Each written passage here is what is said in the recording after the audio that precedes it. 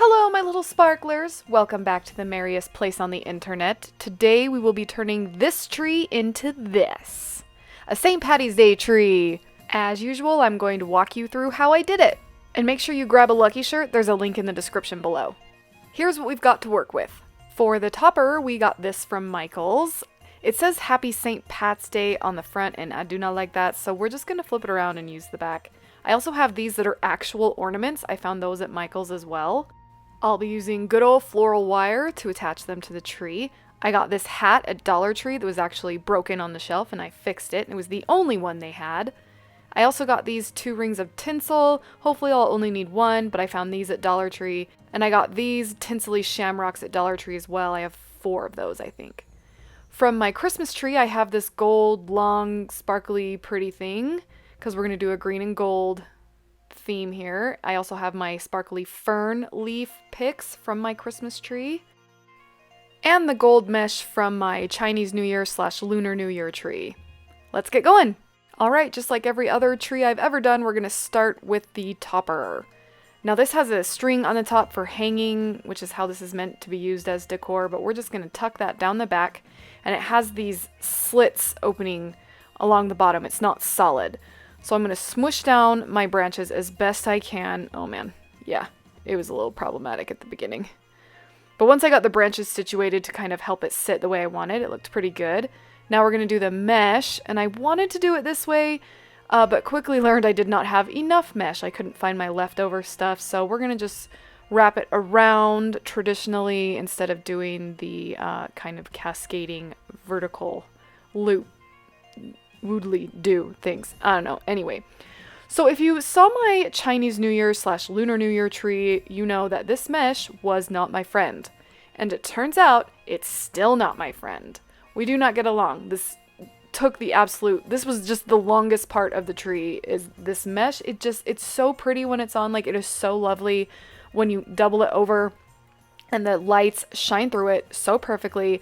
But oh my gosh, like, you have to work for it. It really makes you work for it. It's from Walmart, in case you're wondering. Just the regular tulle, just like a spool of tulle mesh from the craft section at Walmart. Very cheap, but man, you know, you're gonna like work for your money on this one. Also, just really quickly, while editing this video, I learned that I really need to relight this tree. I need to take the lights off and redo them. This is the 3rd go we've had since I lit the tree, and this is the 3rd time I've decorated it without adjusting the lights. And you can just tell that there's some bald spots, there's some dark spots on the tree. Yay! We got the mesh done! On to the bigger items, so that we're not trying to squish them into small spaces towards the end. We're going to make sure they get a good home now.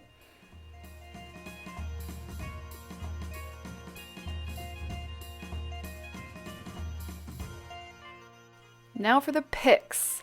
I started by kind of scattering them all over, but honestly, I needed like at least 5 or 6 for that to look right.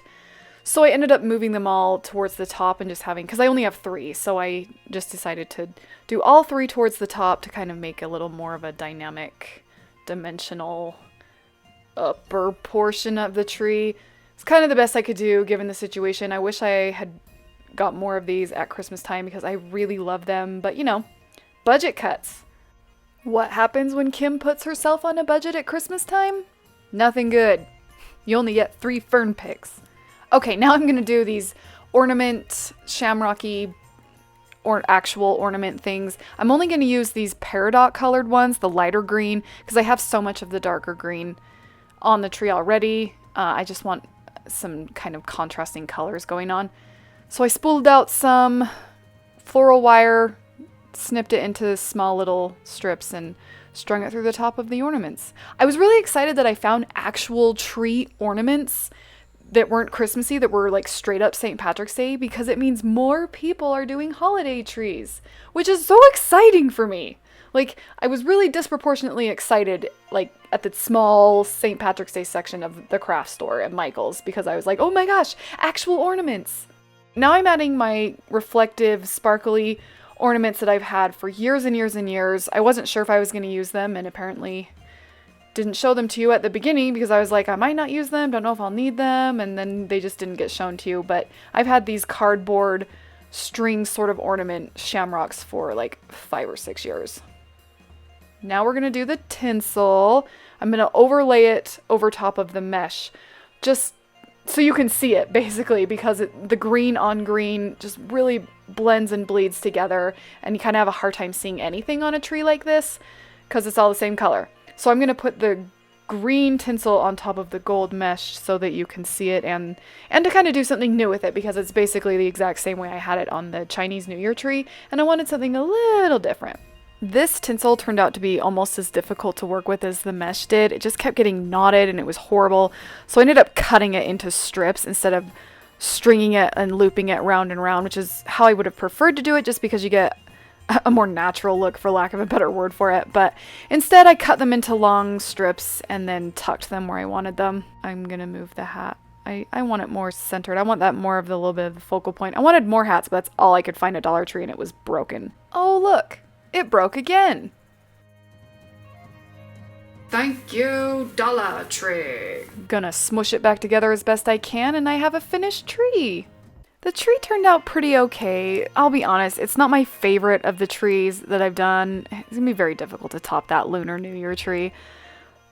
The green on green just is really difficult to work with. Next year, I think I don't know what I'm going to do. Next year, I'm going to definitely do something different, though. I think I'm going to do a Mardi Gras tree instead, or I'm going to do my St. Patrick's Day tree on a white tree or something. But for the green on green and the highly problematic and temperamental mesh and tinsel, I think we ended up with a pretty okay finished product.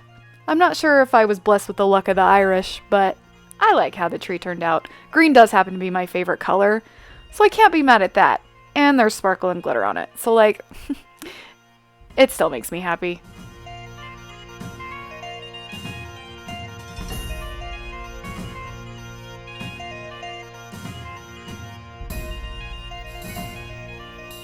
Look at this aftermath.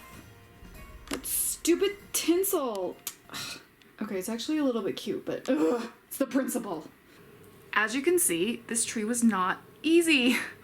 St. Patrick's Day, it's not my favorite holiday. I love all the green, but green just gets lost on a green Christmas tree, which I have. If I do a St. Patty's Day tree next year, I'm gonna do it on Ruthie's white tree, the 4-foot white one, just because with the amount of stuff I have for it and the color, it'll just look better. It'll just look better. But maybe I won't even do a St. Patty's Day tree next year. I might just do a Mardi Gras tree. I don't know. You'll have to stay tuned next year to find out what I do. If you want to see how I decorated the Valentine's Day tree, you can click or tap right here. And for Christmas magic all year long, you can click or tap over here. Grab yourself a lucky shirt. Link in the description below. And until we meet again, sparkle on. Even if your tinsel's problematic.